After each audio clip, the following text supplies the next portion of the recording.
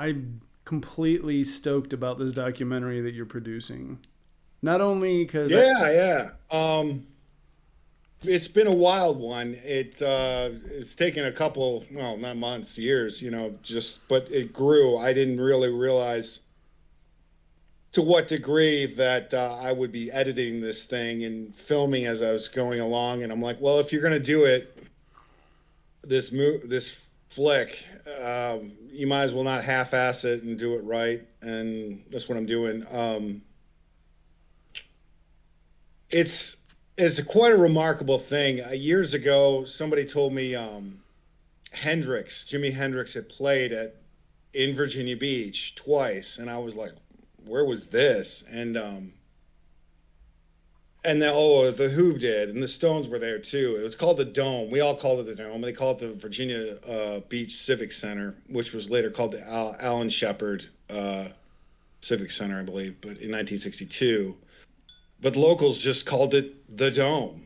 It simply was that was it. That's what it looked like, and it was a geodesic dome that was built within 36 hours. I mean, putting all the pieces in place by a 24-man crew in 1958, and it just started out as a place that Virginia Beach used primarily for events, local events, antique shows, car shows, you name it. Um, the performance stage didn't come until later in the early 60s. And they really, I have to say, during the duration of the 1960s, they really used it for what it was worth. But along with that, you need a good promoter. yeah. In comes Gene Loving of uh, it's WHRO. He was from WLEE in Richmond, and then he came down to the Tidewater area and was WGH. Thank you, WGH Radio AM, Okay. and Gene was the man with the plan. Lean Gene, they called him. He was a radio personality, and he had this show that was on local television here in Tidewater called the Disco 10. It was a dance show that he would sometimes have these dance sock hops or whatever have you. In the early 60s, he would have it sometimes premiere at the Dome. The Dome was a very useful place in Virginia Beach when they first, and it served its purpose. And the acoustics were horrible, but then again, like one person said in the movie, we didn't know we were teenagers, Right, 60s. right. And it was loud. It was rock and roll. It was new. Yeah, I mean, they saw their heroes on that stage, and in such an intimate sort of place. I mean, they had like concrete walls. It wasn't the greatest sound, sound Yeah, yeah. bouncing off all over the place, and but there was no the construction of it was absolutely a real um, wonder in terms of there was no supporting beams in the middle of it, and it held 2,000 people, Yeah. and you bought your ticket and popcorn and Coca-Cola or whatever, and sat down in your particular. They had red seats and they had green seats in the back. If you had a red ticket, green ticket, and 2,000 people, and they had their stage ready, and these performers that later on would become, my God, they've came to Virginia Beach, Tidewater in general. They were just doing what they were doing. We have to make our appearance some way. We have to make our reputation some way in the music industry. That means touring. We have to go to these places. Have you ever heard of the Alice Cooper band? No. Well, yeah, that guy with the boa constrictor. Oh, okay. Well, he's appearing. Later on, it's like these musicians became absolute legends that were just fascinated with. But back then, it was like I've heard this guy on underground radio, but his name's Jimi Hendrix. I'm curious. Let's go see him. Yeah, yeah.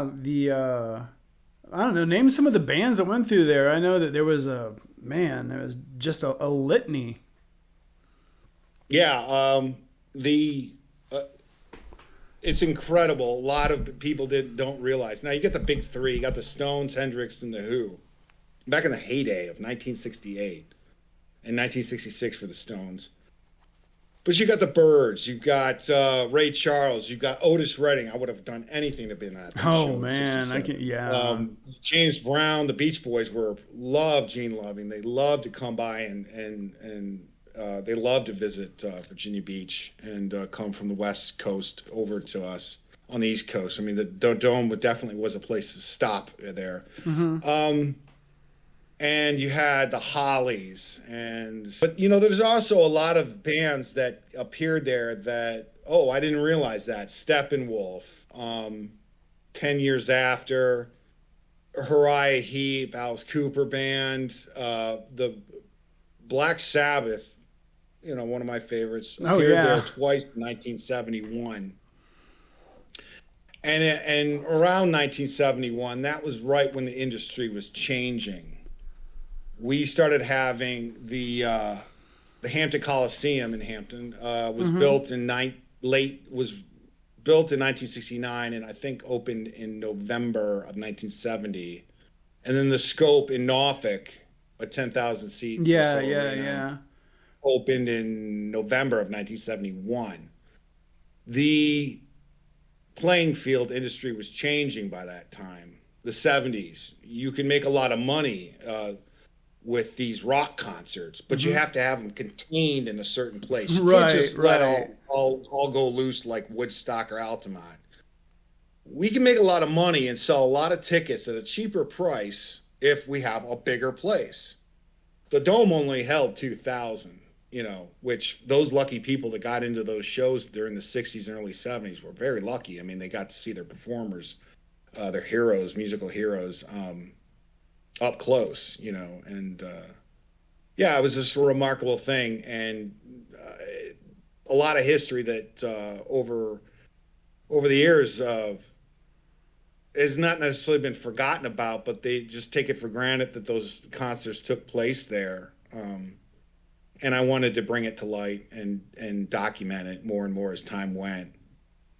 So, Like I know that Norfolk and Virginia Beach has had just this long musical history, not just with the dome and everything, but I mean even local music. There's always just been something in the water, and you've grown up around it your entire life. I know that there was a huge punk scene. And what is it about Norfolk and Virginia Beach, like the actual culture of it, that just breeds so much?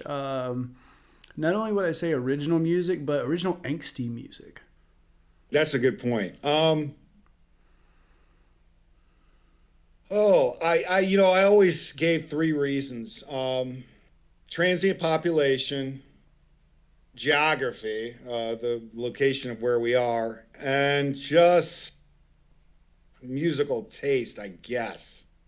Think it's because I mean I spent time playing music there too.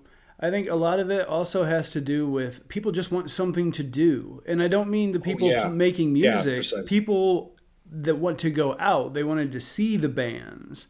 They actually wanted to support the people making the music because they were giving them something to do.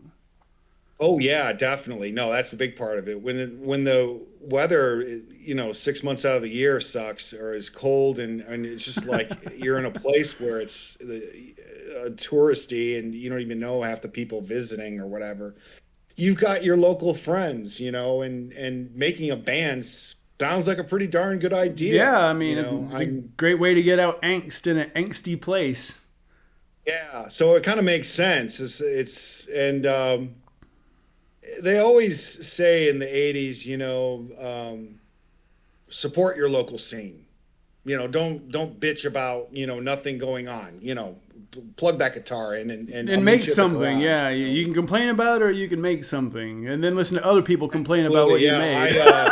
made. There's Well, but and the kids are coming out. I mean, a great deal of high school kids, but and they're doing it extremely DIY style.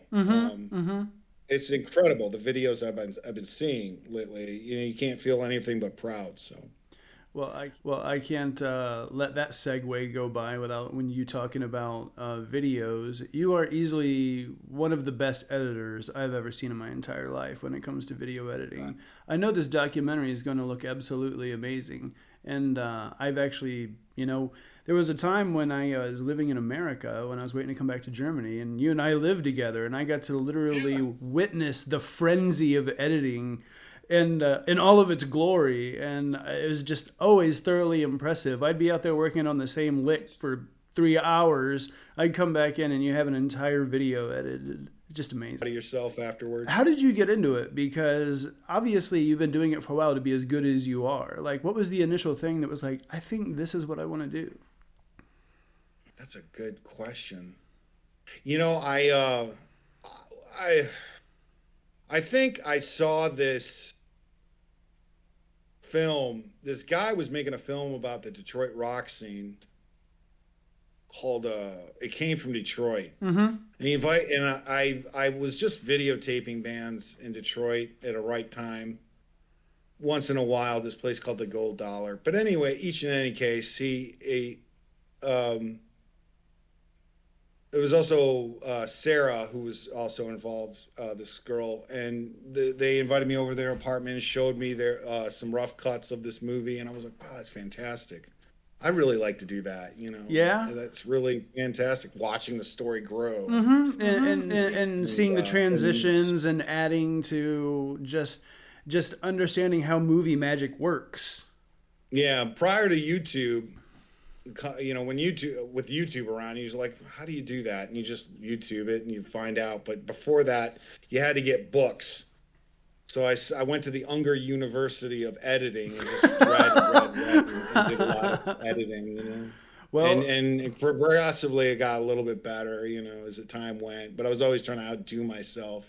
But then again, I was always looking for something music related, that initially why by 2010, I think I went to Deb Persons, who lives here in Tidewater. I said, you want to document the scene here, if any scene, I don't know how you would refer to it as, but showed her some rough cuts and little few interviews and intermixed with live footage and pictures and stuff like that, and she was impressed. And we grabbed Andrea Rizzo, who was also interested, and the three of us just went to town for like a year and a half, getting as much footage as we could. And finally, we came out with a film called Hardcore Norfolk. But yeah, I think in hindsight, I would have changed the name of that movie. I don't know. I'm so stubborn. Oh no, hardcore is not just music, it's attitude. And I said, no. People, when they see hardcore, they think of hardcore punk, and a lot of people are surprised when they see the flick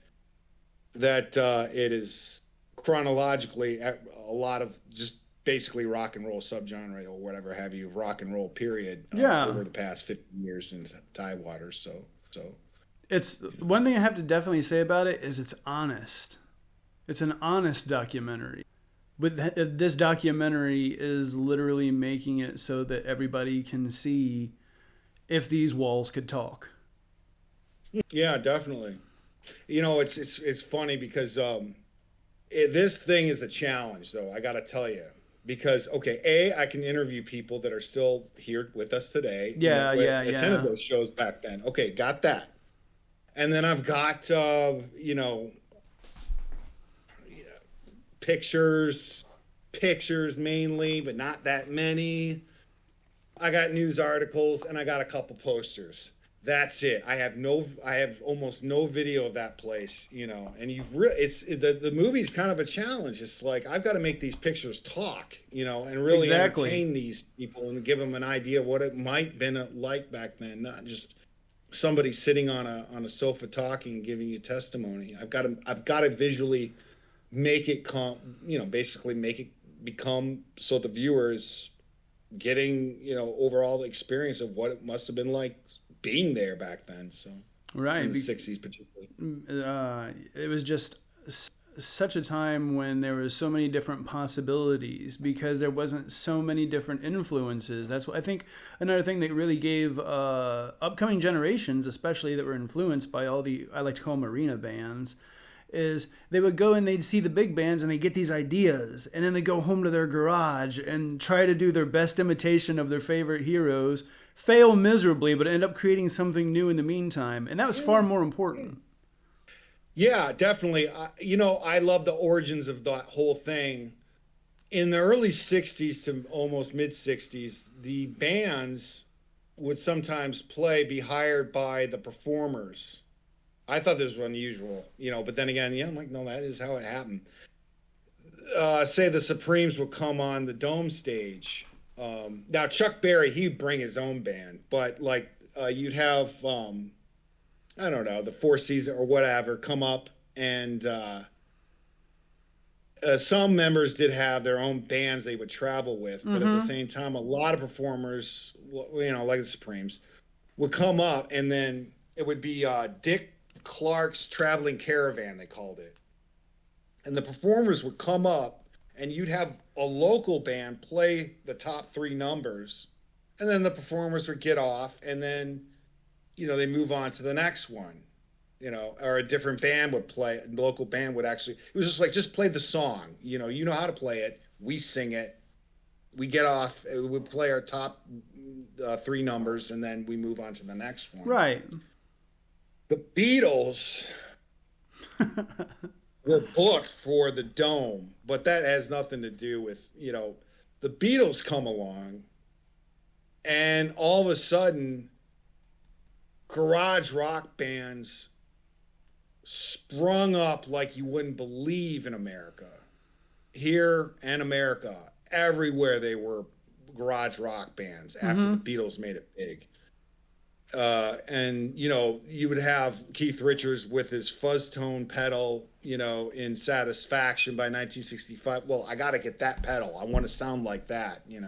The amplifiers became affordable. Guitars became affordable. You go buy those cheap Silvertone, and Sears would provide them at Pembroke Mall, and all this great stuff, and you could form a band like that, and they all did a great deal, playing in a garage rock band was normal right after the Beatles. And then by that point, people didn't want to just see performers sing while unknown band played in the background, or a local band or whatever. They wanted to see bands now, where the singer plays guitar, the Beatles. So as time progressed, into 1966 with the Byrds and the Stones being on top of all that, Syndicate of Sound, the Standells, stuff like that, that became sort of the thing to do, along with soul music like Otis Redding, Ray Charles would make appearances there. And James Brown, we had a lot of Motown performances come here, and then also including it's on the tip of my tongue.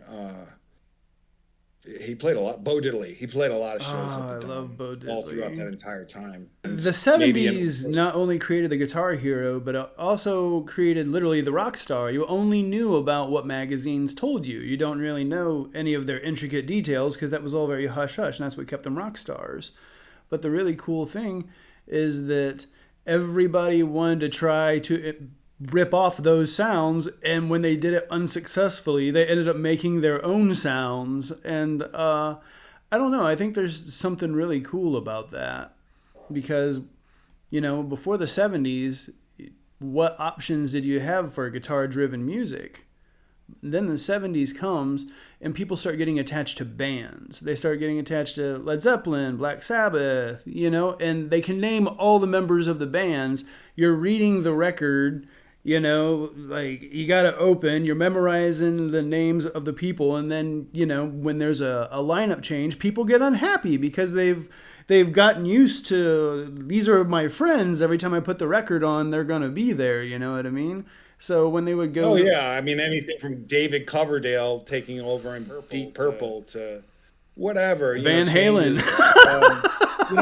I got to tell you, Skip, rock stars in the 60s would work with you with some demands. All we want to, the Stones, all we want in the backstage is a television set. Jimi Hendrix. Oh, you got the marquee wrong. Can please, make sure it's right or something Yeah, like that. yeah. The 70s rock stars were a pain in the ass. Okay. They wanted limos. That PA system better be just perfect. We want, we want several cases of beer backstage. We want an amplifier with a tuner so we can get ready. By God, and if you got hookups with other, certain things, we want that back there too. Our manager will take care of it. We want this. We better have the best hotel room nearby. But meanwhile, they were getting charged for it the whole time. It's almost like you had to put them in check. Like, you're not bringing in that many people. Yeah. I mean, it was very unorganized in the 70s. By the end of the night, you'd have this big pile of money. You don't even know where goes exactly what, who should get what. Everybody's hand is in the cookie jar to get what they want. It was a very, very, as a matter of fact, you and I had a talk about this. It was a very unorganized, unethical business. Oh, very yeah. cynical business back in the 70s, as far as rock and roll changing from rock. And rock stars were assholes back then. I mean, really, they were. They expected a treatment like you wouldn't believe. And I think that, I remember even the mob was involved in all the money, cash flow that was coming in the 70s, not just with the Ronettes in the early 60s. I mean, they wanted a taste of that. I think Led Zeppelin is the only band, Peter Grant, the manager, was the only band that ever figured out, you just can't fuck with us. I'm sorry. We call the shots. You don't. We get 90% of the take. You get 10%, arena managers, and that's it. And we'll break your legs if you don't like it. And don't rip us off. We'll figure it out. Literally the exact same business practices, but with the exact opposite percentages with Don Arden. It's like, no, not 90% for the artist. 90% for me, 10 for the artist. Because we know Don Arden. Yeah, like Grand Funk, they only got 16%, whereas they were huge in 1971, 72. Yeah. They were playing Shea Stadium, and their manager, oh my goodness. Their manager, I mean, the guys didn't even realize they were only getting 16% of the cut, filling all these stadiums. And Terry Knight, their manager, managed to, look, you signed a contract. I made you famous, for God's sake. I made the Grand Funk Railroad a machine here. You fill all the arenas you go now. I worked very hard for you. That's what you decided on, And the thing about the 70s rock stars is the moment that they sign that contract, what they don't realize is, sure, we'll go ahead and get you the best amps. We'll get you the best hotel rooms. You can trash the hotel rooms, and we'll get you all the party, anything that you want. But you're paying for it. You don't think you're paying for it because you think you're a rock star and you're owed all this. And in the meantime, it's racking up and racking up. And so many rock stars find themselves with no money because they're sued. Yeah, basically, I mean, even Peter Frampton, a guy like that, comes home and goes, "Wait a minute, I don't have enough money to even pay the rent now." It's not until after the tour you realize how much you got ripped off. Yeah. And they want you hitting the grind, your nose is the grindstone. Just keep going. We'll keep you awake if that's what you want. But yes, yeah, we'll keep the party going. Just make sure that you make it to the next show. Exactly. Here's a pill to go to sleep. Here's a pill to wake up. Yeah, the Dome was the place at an era of, it was a political statement along with music, really did communicate to the youth of change in the 60s. I know we've heard this before, change the 60s, but it really was. Rock stars weren't as demanding. But the 70s, it was rock stars being treated like royalty. I mean, it was just ridiculous, Then you take all of that excess, bring it all into the 80s, ramp it up, and then by the time that Smells Like Teen Spirit comes out and kills the entire glam scene overnight. Just overnight. All of a sudden it was like spandex, big hair. No, that's just not going to work anymore. It's a video of CC from Poison, and he's standing in front of he goes, "We start in 10 minutes. There's only 20 people in this 90,000 seat arena." He goes, I was just like, I mean, he was CC, whatever his last name is, DeVille. Poison was admitting it. It was like no one wants to see it. We used to fill arena like this. We Yeah. start in 15 minutes. There's nobody out there, and no, that I enjoyed it like a lot of other people do. I think a lot of those metalheads from the 80s in LA, they just don't change. Boy, are they stubborn. Oh my God. They still poof their hair out. And, I'm like, oh, at one time we ruled the world. I'm like, at one time. Well, I know when I was a young that lad, hairspray out of your hair, and all I wanted to do when I was younger was be on the Sunset Strip during that era, like during that late '80s, early '90s, when like White Zombie was playing at the Whiskey. Like around the same time that like Airheads the movie was shot. You know what I mean? Yeah, or like Gazar, what was his name? Gazaro, that place where people would perform or whatever. It's in that movie, Decline of the Western Civilization Part 2 or something, and the metal years. Yeah, Part 2 was the metal years. I think Lemmy was the best part of that entire thing. Oh, I remember. Oh, the guy from Wasp that was Blackie. so drunk right from his mother while he's in the pool. Ugh. All that access and smacking women's asses and yeah, baby.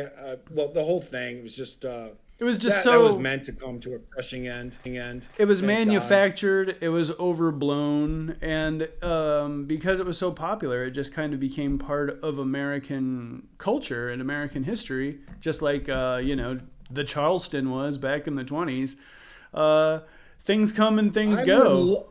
I would love to see a Maiden concert from '83. I would love to see AC/DC at the Largo in Maryland, in '81. I would love to see Twisted Sister at the Reading Festival in '81 or '80, whatever it was.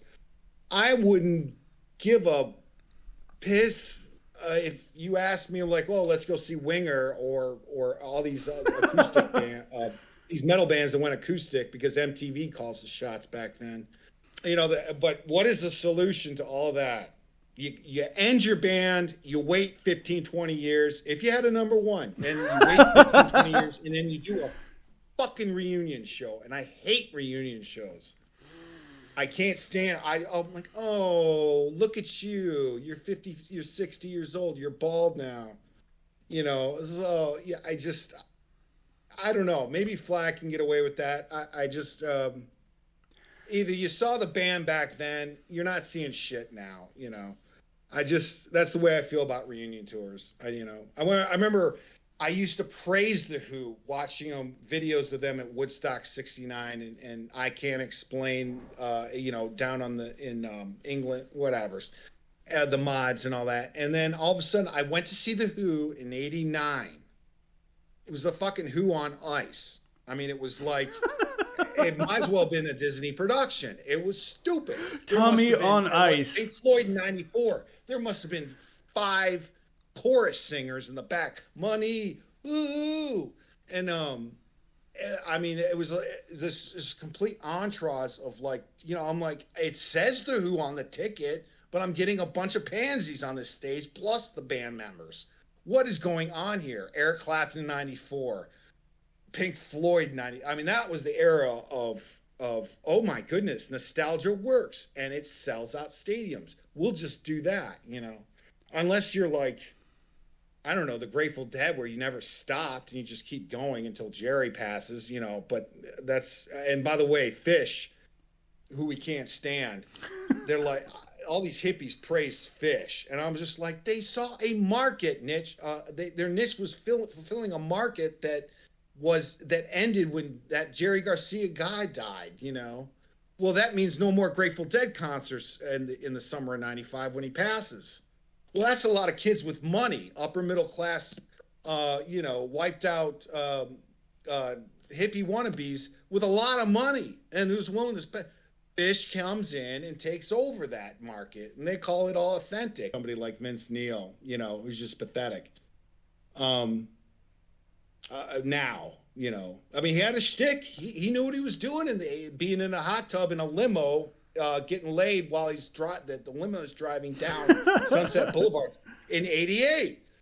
This is a guy, Vince Neil, that should stop what he's doing because he's lazy. He doesn't want to lose the weight. I paid a ticket. I pay whether it's $28 or 150. I that bitch better sing how he's supposed to sing. Say it fully.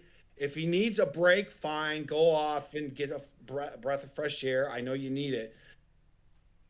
Either you're able to do these shows or not. I just reunion tours. They just it's nostalgia to me. I think I just never was a fan of reunion tours. I felt ripped off by them. But what do you expect? They're just not.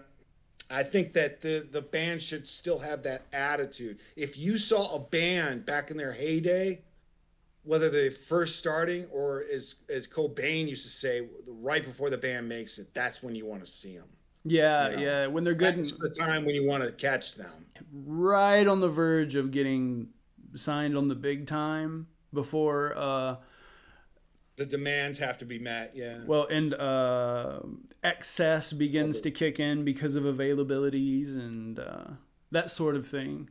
The big rumor that I want to dispel here is the MC5 played this place called the Hullabaloo in Newport News in 1970. I call bullshit. No way. And then somebody tried to say, "Oh, that's the Stooges as well." And I'm like, "No, that never happened. Whoever made up that rumor, there's no proof. I have challenged people on it.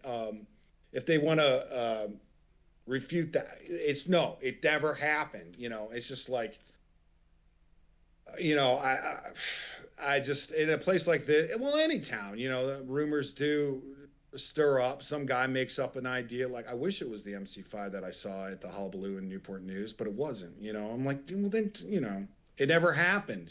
But as far as they're concerned, it did happen. I'm just like, I'm sorry, there's no proof. Oh, and then they were playing so loud and they tried to cause a riot. I'm like, that didn't happen. The whole show never happened. With this, I'm trying to give people the idea of how things happened and what if they happened or not.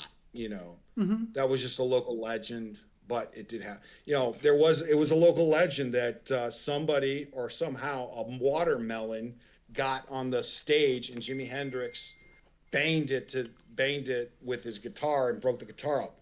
That's true. He did. Somebody threw a watermelon on stage in August 1968, and he goes up to Gene Loving, who's standing on the side of the stage, and goes, "You better watch out. Things are about to get messy here." And then he proceeds to, break the guitar into three pieces by hitting it with the watermelon. The watermelon was there. Oh, that's pretty interesting history. Everybody goes nuts. The police are freaking out because he tried to light the guitar on fire, and the police are like, "Whoa, what the hell is this?" And Hendrix is going, come here. All the kids are out of their chairs up against it had to be the most greatest moment ever to taking place in Tidewater, in a stage. I don't care where or what happened. That had to be the greatest moment ever. At the Dome, August 21st, 1968, Jimi Hendrix ends the show. He plays Voodoo Child for the first time in America here at the Dome. Tries to light his guitar on fire. The fire marshal freaks out. The chief freaks out. The cops are freaking out. The kids are freaking out. And humps his guitar against his Marshall stacks and then goes and bangs this watermelon and busts his guitar in pieces and throws the pieces to the audience. That's how you end a show. Now we know where Gallagher got his act. Guitar for the next show and you're screwed. That's how you end a show. Exactly. Like I said, now we know where Gallagher got his act from. That's clever. I'm gonna have to remember that. I don't know if you ever heard of what the common term rotoscoping. Now, rotoscoping is like what you would see in that crappy movie Heavy Metal from '81. That was a wonderful movie. I know. That's what my boss said. Magazine was good too. Yeah, the magazine's beautiful graphics, but I mean, the soundtrack alone to Heavy Metal was great. Oh, this is Sammy Hagar. Blue Oyster Cult, Devo. Yeah, they had some good. The soundtrack was good. I like the part with it, but that's rotoscoping where they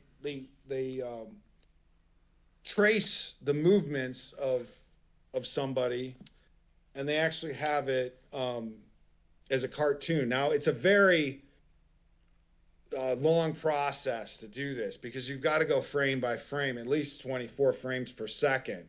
So it's a very tedious, long, drawn out process to make this come to life. That's what I'm in the midst of doing. And so, redrawing, having a friend of mine redraw all this Hendrix movement that he would have made on the stage, basically recreating Hendrix, an actual video of Hendrix that doesn't exist, but rotoscoping his movements to what he did on the last few minutes on that stage. Although it's only like, 5 seconds of this stuff can take forever to make. Wow. But I'm trying to show about 25, 30 seconds of his movements of what happened that night. Wow, that's legend. People have something to look forward to. Oh, that's legendary. What's the name of your documentary again? That was our room. And the life and times of the dome. Let's go ahead and get a plug in there for a website that they can check it out at. Well, the website will take you straight to the trailer on YouTube, sort of a redirection page or whatever have you, to the trailer on YouTube. There is a trailer on YouTube. That was our room. The story of the dome, the life and times of the dome, and you'll find it. And it's about 2 minutes and 10 seconds, typical trailer. And yeah, people are looking forward to it. It's great. I really look forward to. I just things done. I just need to finish the Rolling Stones part, but in '66. But other than that, Well, thanks so much for hanging out with me, dude. Absolutely, man. I appreciate it. It's been a wonderful time. I'm so proud of you of being in Germany, and I hope things are working out there for you, language wise. Oh yeah. And I'm sure culture wise, you're loving it. Oh, it's like I said with my interview with Johnny, it's like waking up on a different planet every day, but becoming more and more familiar with it. Yeah. I would like to visit Munich. My grandfather grew up 10 miles outside of Munich and came here to America in 1926. So anyway, he comes here to New Jersey, right? And he calls back. He goes, "The Americans have lost it. They're eating dogs." Because he saw a hot dog. Yeah. My God, well, who the hell would eat a dog? I apologize, everybody, for my enthusiasm a little too much. Well, boy, when we talk about rock and roll, I mean, I've met plenty of people like myself that get so opinionated about it. It's just like, all right, we get it, Well, I think that was a pretty good conversation, my friend. Thanks so much for being on, and man, can't wait to see the film, and we'll see you next time. Yeah, I will keep you updated, and everybody else as well. Keep it as viral as possible about it, especially when it's ready and online and ready to be seen by everybody. I'm not making any money from this. I don't want to. It's a passion project, so. Well, I know that we're going to get it as far and wide as we possibly can, because if there's one thing we do here, it's spread the gospel of rock and roll. All right. That'll be all for today. Remember, peace, love throughout the world, and don't forget to rock and roll.